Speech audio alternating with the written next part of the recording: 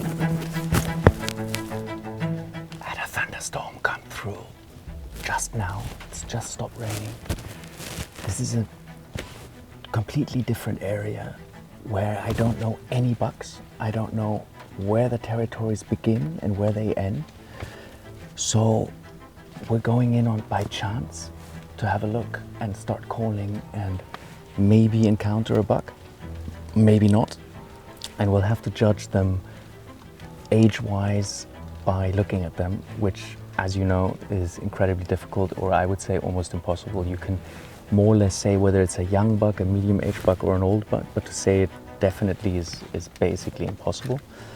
But we'll try and do our best. And sometimes there's wonderful surprises in terms of abnormal bucks or good bucks or particularly old bucks. But we could also stumble upon wild boar, we could stumble upon red deer, which are all in season, and of course foxes. So let's see what we see.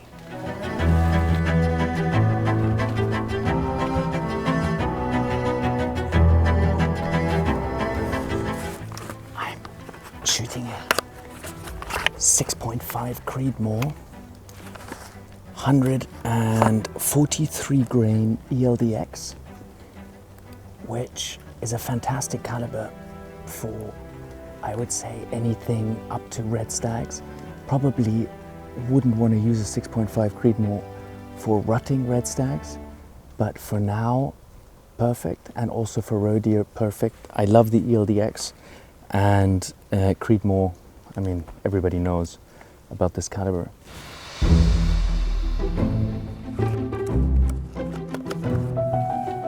The gun is one of my trusted habit shiring rifles.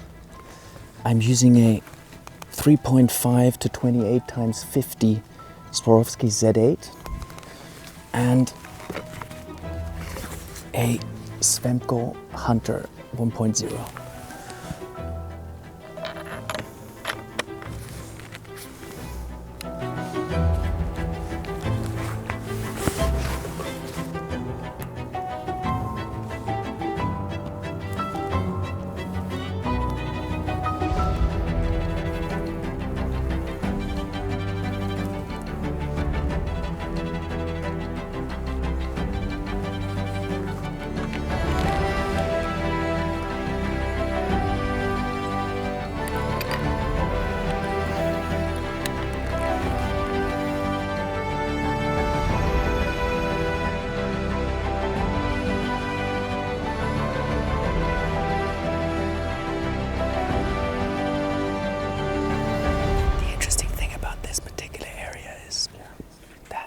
Really no tradition in calling bucks here over the last few decades. So I find that the bucks are much more comfortable and easy when they come in. There's no distrust in terms of the call compared to areas where calling has been done for decades, where bucks are much more difficult to call in, and if they just get a slight bit of wind or if they see something that they are not 100% sure of, they'll turn around and be gone. Here, they're much more calm, and if they hear the calling sound, they almost have this definite trust that there's going to be a female doe making the call. That doesn't mean that they all react to the call easily, but once they are in a mood to react, they come in much more easily, and even if they get a slight bit of wind, or if they see something they don't like, even if it's an older buck, it's usually less difficult to get them to stop one more time than it is in areas where there's heavy calling or more hunting pressure on roe deer.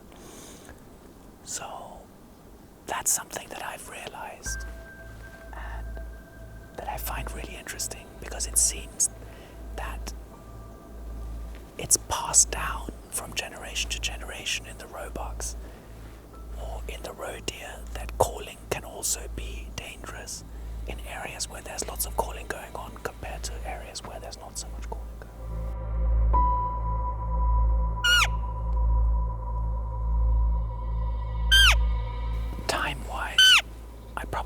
like on stands like this where I don't know the bucks and I don't know the territory borders, I'd say 30 to 40 minutes is a good general rule as to how long I would stay on a stand like this. If I know the bucks very well and I know the territories very well, I might stay a little bit less long and just come back to the same stand a few hours later or the next day, hoping to encounter the buck in a better mood to come to the call. But here, in an area where I don't know the bucks, I might not come back to this stand because I want to try all the other stands in the forest. And therefore I'll probably go to each stand more or less once. And therefore just stay a little longer to give the buck more chance to come in.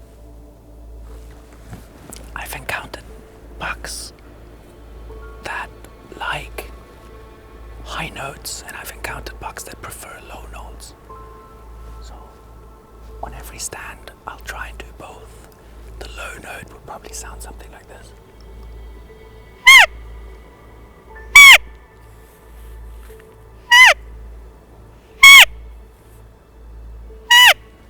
That would be sort of low, medium. And I'll do that for a few sessions. And then I'll go to the high tones.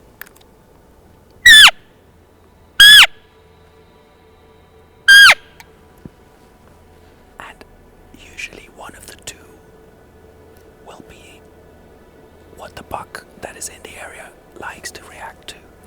And then of course you also have the fawn.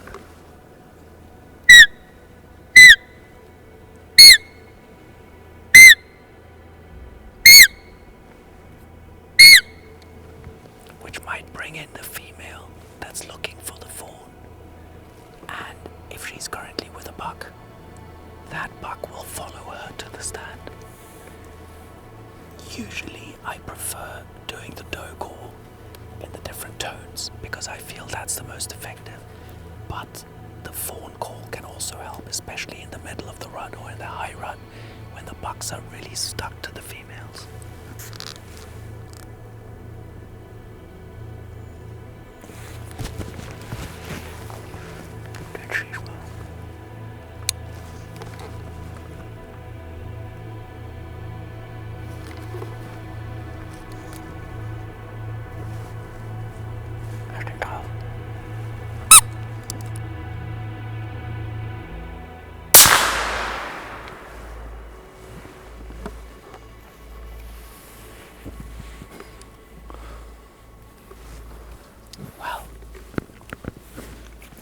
Well, I was just explaining about how to do the distressed doe call. And what I first thought was a female came in beautifully. But it's actually a little, in German we would call him a Knopfer. So he has very, very short antlers and he's a 1-year-old. Bad genetics. So yeah, that's how good the distress call works. They usually come in quite fast and aggressively, when it works.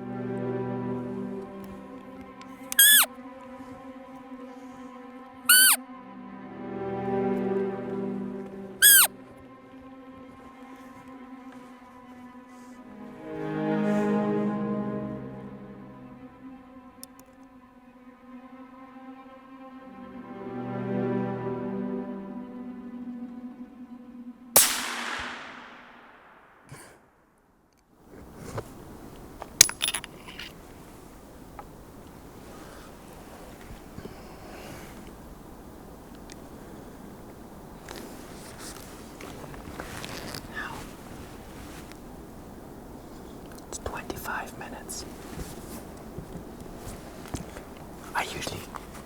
I stop the time when I start calling, and it's now exactly 25 minutes from when we started calling.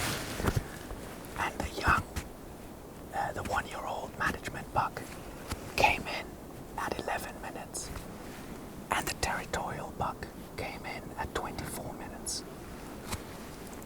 Now, our wind was going directly in his direction. That's why I needed to take the shot early and quite far from where we are.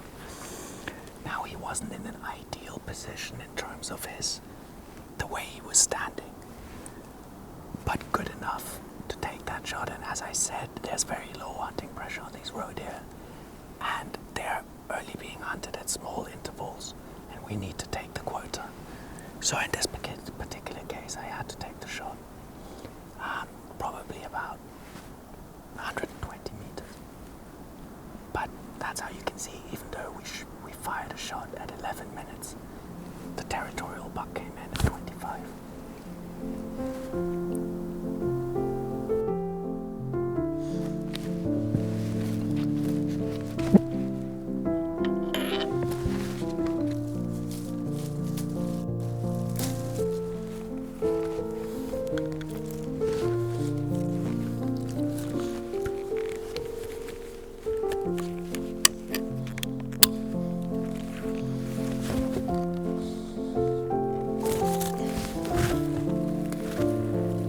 So here we have the 1-year-old, which is really not that easy to recognize, but he has 2 tiny horns and could be mistaken for a female, but he's just very bad genetics in terms of horn growth and body size. As you can see, I would say he's probably grullocked, full body, but without the guts. He will be probably around 10-11 kilograms. So he's a great management buck to take out.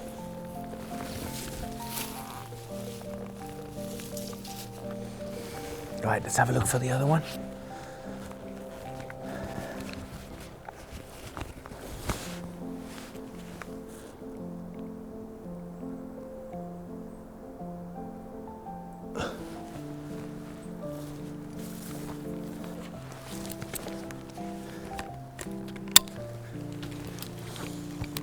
Yes,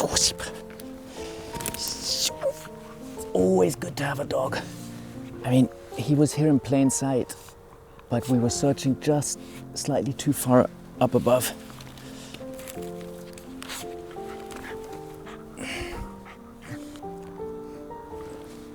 Very old buck. I would say a typical forest buck for these type of forests. Relatively long antlered, but thin.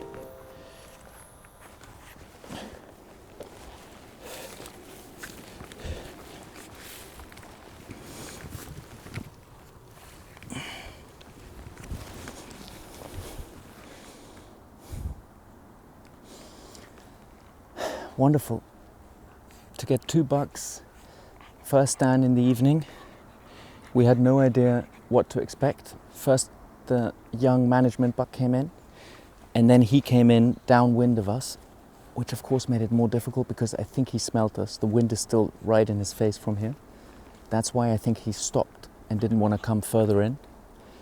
And that's why we had to take a little bit of a further shot than I would have liked to. But it's all gone down well. Yes, so is he behaftig eigentlich.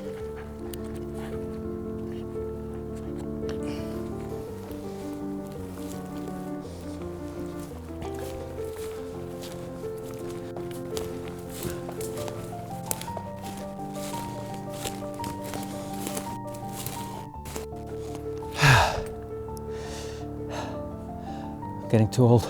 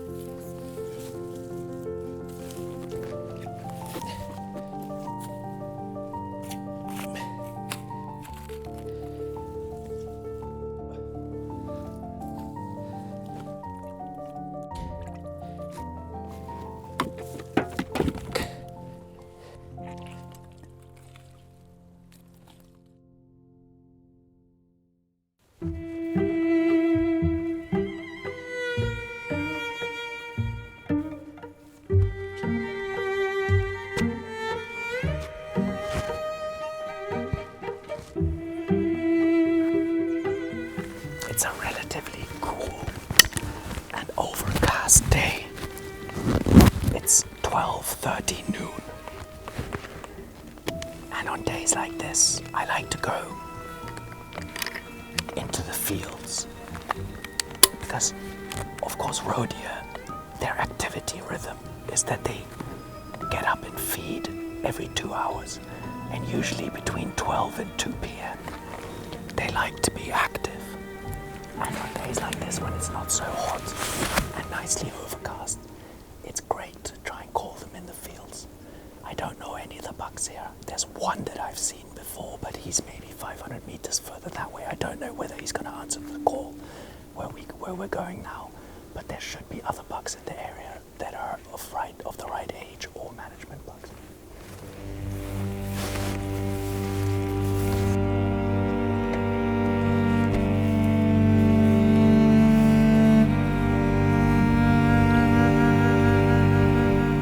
There's a good buck lying down with 2 females, 2 does.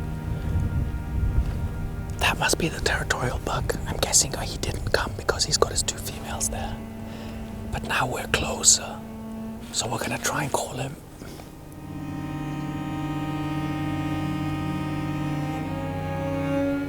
I want to get to the next ridge, so in case a buck comes from this direction, he doesn't surprise us.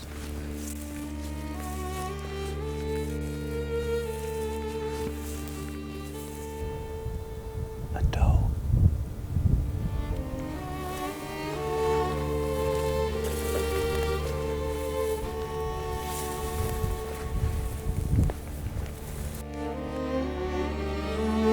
Knopfhound, guys.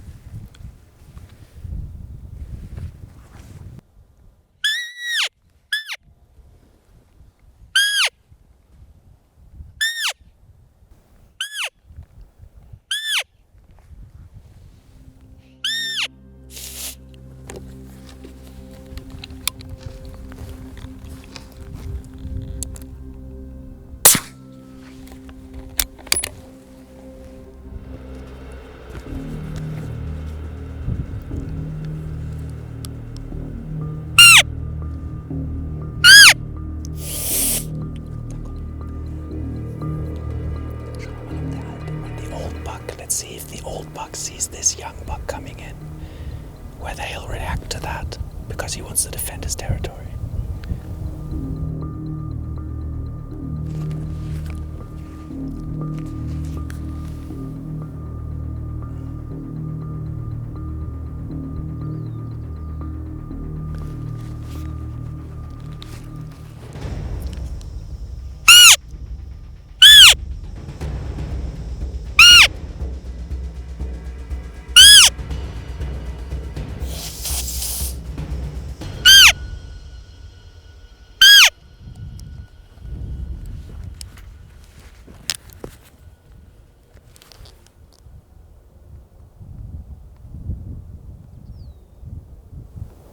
He's a decent yearling, so a 1-year-old buck. We'll leave him.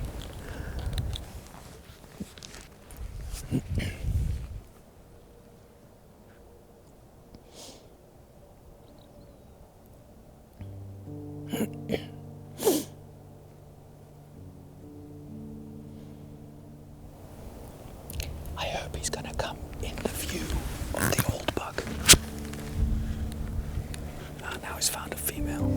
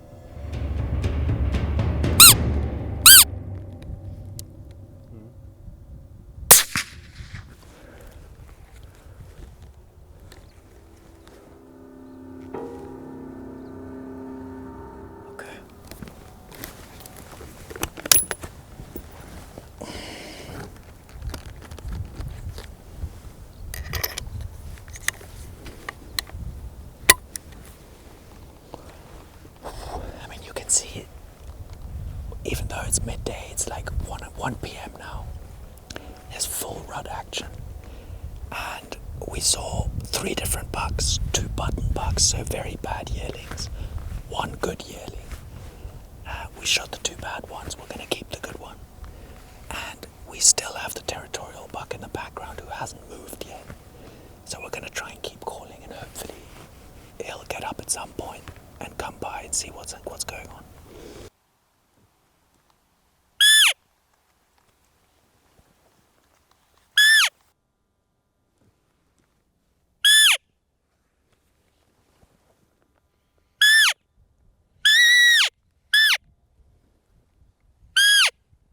So far, absolutely nothing has gotten the buck to react even slightly to the call. So we're gonna try and go a little bit closer and see what that does.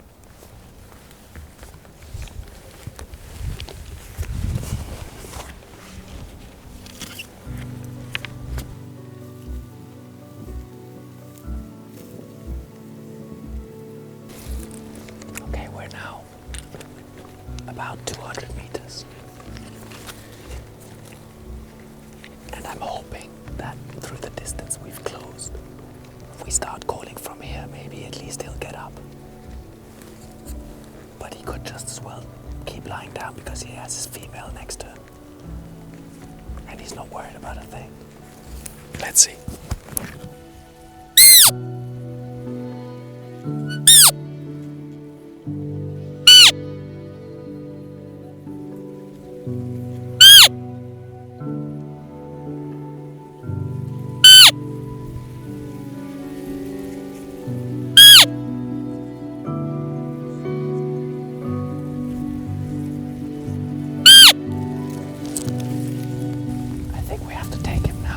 Disappears in the high grass.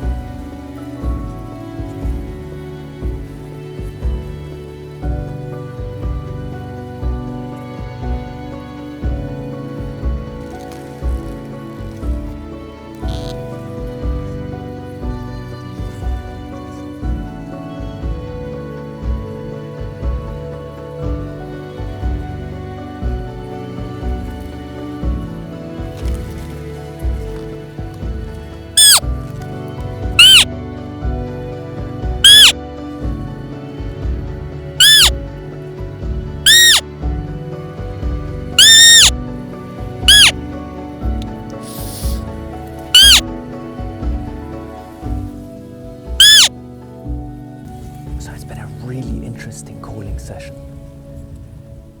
This buck is obviously the territorial buck. This is the third place we've called from.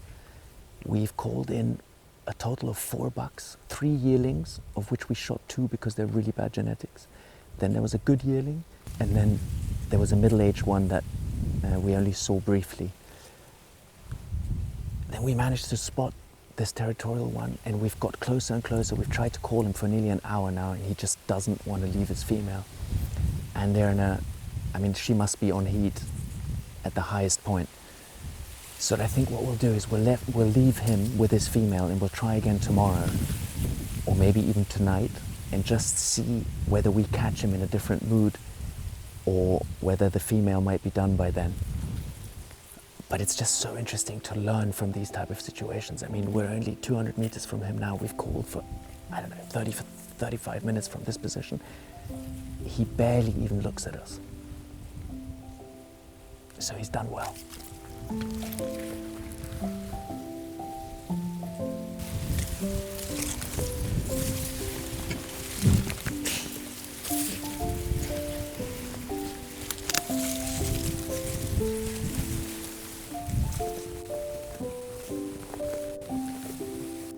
So, as you can see, extremely thin and short horns, tiny in the body.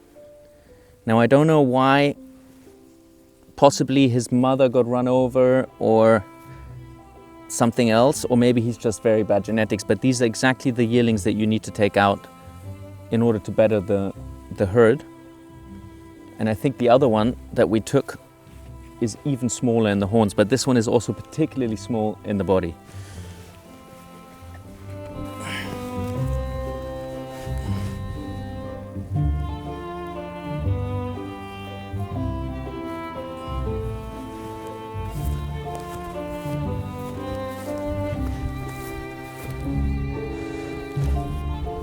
Now, this one is slightly bigger in the body, but still too small.